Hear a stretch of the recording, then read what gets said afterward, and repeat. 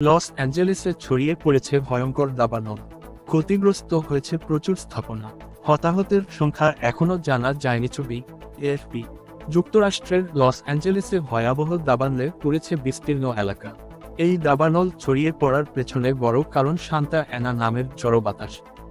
সম্প্রতি বাতাসের গতি কিছুটা কমায় আগুন নিয়ন্ত্রণে আসার আলো দেখা গিয়েছিল, তবে গতি আবার বাড়তে পারে বলে পূর্বাভাস দেওয়া হয়েছে। এই কারণে দাবানল আরও ছড়িয়ে পড়ার আশঙ্কা দেখা দিয়েছে। যুক্তরাষ্ট্রের ন্যাশনাল ওয়েদার সার্ভিস পূর্বাভাস দিয়েছে, লস অ্যাঞ্জেলেস ও ভেঞ্চুরা কাউন্টিতে স্থানীয় সময় গত শনিবার রাত থেকে গতকাল রোববার সকাল পর্যন্ত বাতাসের গতি বাড়তে পারে। একই আশঙ্কা রয়েছে আজ সোমবার রাত থেকে আগামীকাল মঙ্গলবার সকাল পর্যন্ত।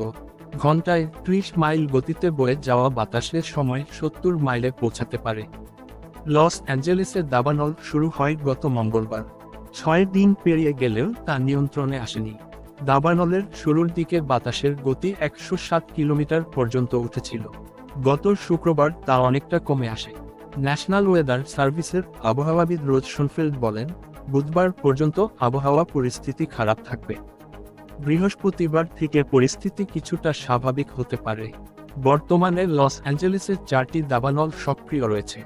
এর মধ্যে প্যালেসেইডস দাবানল আরও 1000 একর এলাকায় ছড়িয়েছে।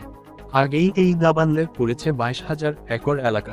ক্যালিফোর্নিয়ার ফায়ার সার্ভিস জানিয়েছে, এখন পর্যন্ত প্যালেসেইডস দাবানল মাত্র 11% নিয়ন্ত্রণে আনা গেছে।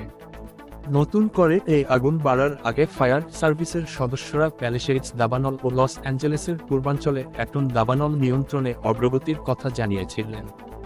এ দুই দাবানলকে সবচেয়ে ভয়াবহ বলা হচ্ছে। দুটি দাবানলে একসঙ্গে 145 বর্গ কিলোমিটার এলাকা পুড়ে ছাই হয়ে গেছে। ভৌগোলিক হিসাবে এই আয়তন নিউ ইয়র্কের ম্যানহাটন এলাকার চেয়ে 2.5 গুণ বেশি। লস অ্যাঞ্জেলেস কাউন্টির স্থানীয় কর্তৃপক্ষের বরাতে যুক্তরাষ্ট্রভিত্তিক সংবাদ মাধ্যম দ্য ওয়াশিংটন পোস্টের খবর অনুযায়ী, দাবানলে গত শনিবার রাত পর্যন্ত অন্তত 16 জনের মৃত্যু হয়েছে।